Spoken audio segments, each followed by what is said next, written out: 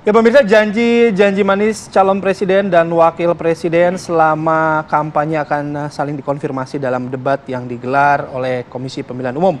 Mengacu pada Undang-Undang Pemilu, pelaksanaan debat akan berlangsung sebanyak 5 kali, debat capres sebanyak 3 kali dan cawapres 2 kali. KPU pun berdalih pemirsa akan membedakan porsi bicara. Hal inilah yang membuat banyak pertanyaan dari publik.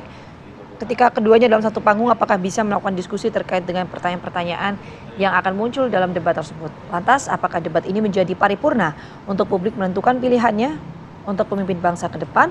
Atau justru ini ada hanya gimmick yang lagi-lagi dianggap menguntungkan salah satu pasangan calon?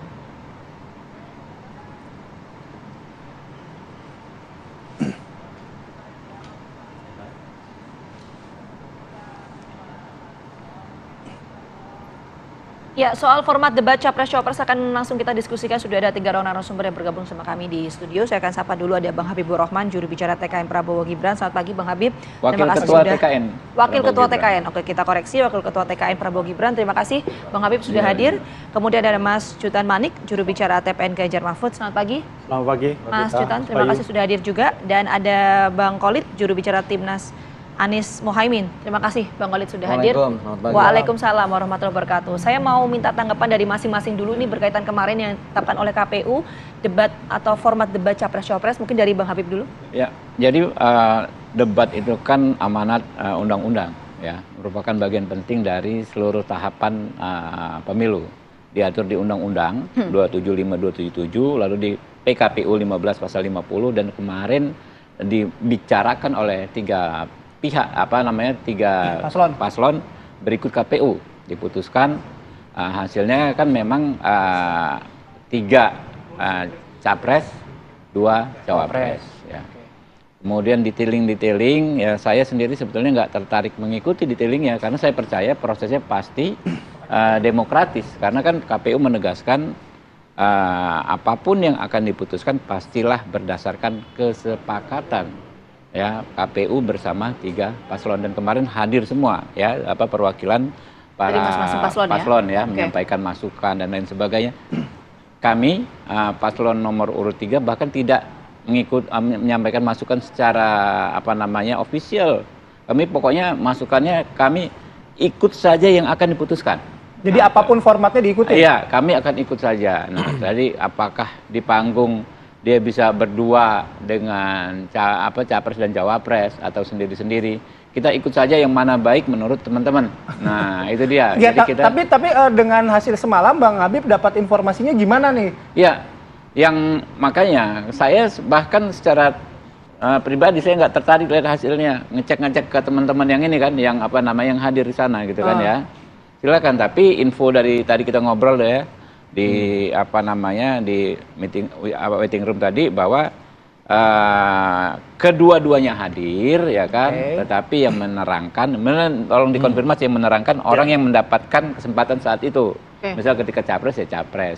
Ya kalau saya melihat ya agak gimana ya silahkan saja lah gitu loh. Tapi ya aneh gitu kan, ya kenapa harus hadir dua-duanya, tapi disepakati kan kita semua, ya kan, ya kita ikut saja, Jadi gitu. Capres cawapres dalam satu panggung begitu ya, iya, meskipun misalnya silakan debat saja. Kalau capres, kami sih pengennya misalnya terutama cawapres ya, kalau tidak diatur di Undang-Undang 277 itu ada format 32, kalau kami pengennya bahkan dikasih kesempatan yang lebih ke cawapres gitu loh. Sebab secara subjektif ya, kalau kita lihat Pak Prabowo ini kan orang sudah banyak terekspos gagasan-gagasan beliau, pidato-pidato beliau, ya kan, tindakan beliau dan lain sebagainya.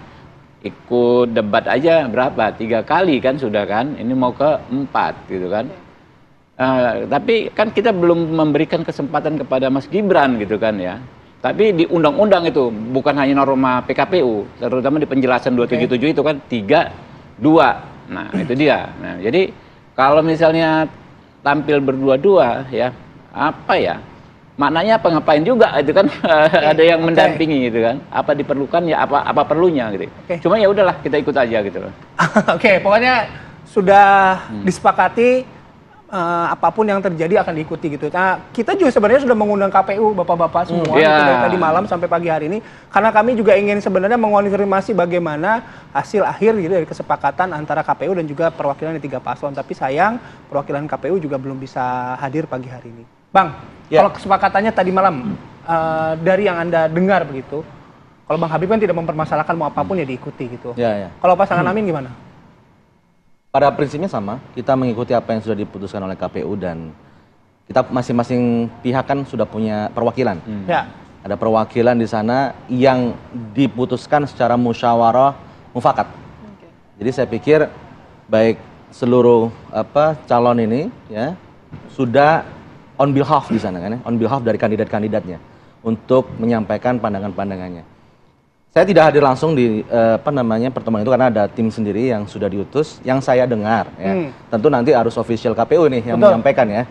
Itu ada 5 kali sesi ya. Kemudian pertama adalah debat untuk diberikan kepada capres dulu yang berbicara. Kemudian debat keduanya cawapres, debat ketiganya capres, keempatnya cawapres dan kelimanya capres.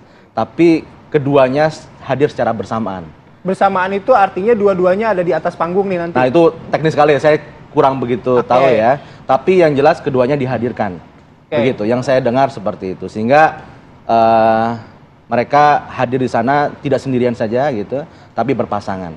Tapi pada waktu menjelaskannya terkait pandangan-pandangannya, sikapnya, itu sesuai dengan jadwalnya. Kalau jadwalnya capres ya dia capres yang menjelaskan begitu. Nah, Bang Itu yang pertama. Sepakat ya kalau ada format tadi itu pasangan capres-capres dalam satu panggung bersamaan seperti itu?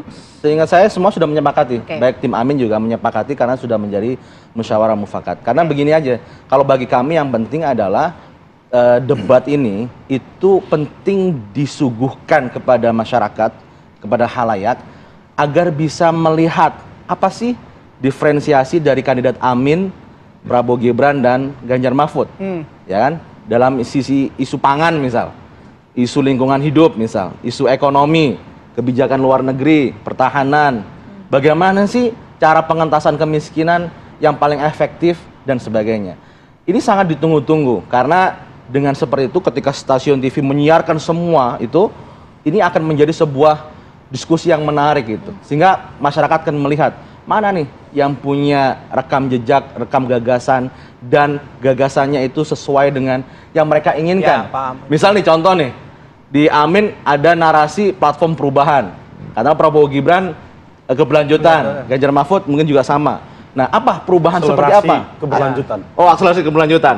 Oke. Jadi apa sih perbedaannya gitu? Sehingga di situ bisa kita uji bersama. Saya pikir kami dari tim Amin lebih kepada secara substansialnya di situ. Jadi masalah teknis yang sudah disepakati oleh KPU dan perwakilan masing-masing pihak kami mengikuti. Bang Jutan gimana?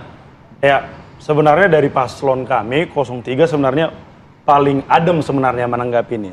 Tapi saya coba skip dulu ya karena memang perdebatan ini kemarin kan saling tudingnya itu justru 01 dan 02 seperti itu. Memang ada statement di media bahwa debat cawapresnya ditiadakan dan menurut saya ini yang membuat riuh kemarin, Bang. Ya, setelah perdebatan ini banyak sekali, nah di tengah jalan ya publik memang banyak sekali asumsi liar di masyarakat itu memang mengarah ke 02 bahwa asumsi itu mengatakan bahwa saudara Gibran ini takut untuk berdebat, kan begitu.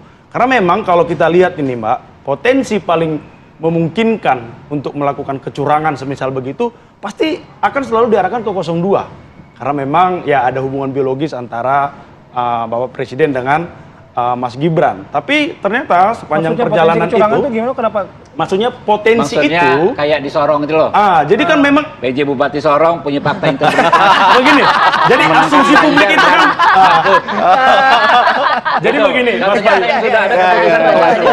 Jadi Bupati memang asumsi Majalengka, ya kan? asumsi Ada publik Bawaslu. itu langsung ke 02 kan begitu karena memang saat itu Ini cawapres. bukan asumsi, bukti itu ya. Nah, maksud saya begini, ini kan di media sosial kita melihat seperti itu. Terus? Karena memang ada riset juga mengatakan bahwa paslon 02 ini paling jarang untuk mengikuti diskusi ataupun dialog dengan universitas. Sehingga ketika ada statement begitu, memang bukan rilis jelas dari KPU, tapi statement bahwa debat cawapres dihapuskan, kan asumsi publik itu langsung ke 02, kan? Karena ya tadi persoalan tadi. Nah, di tengah perjalanan ternyata masuk lagi ke 01, kan begitu. Masuk ke 01 karena memang dari tim 01 yang ada mengusulkan. Setelah diklarifikasi misalnya seperti itu, 01 menjelaskan kita hanya ingin penyampaiannya itu bukan debat cawapresnya dihilangkan, hanya untuk didampingi saja seperti itu. Tapi dari 03 sebenarnya pasangan kami selalu siap, maupun itu capres maupun cawapres. Bahkan kemarin Mbak, itu 2 hari yang lalu pada breaking news juga di media center, itu pasangan calon 03 ini justru mengusulkan kita naik level.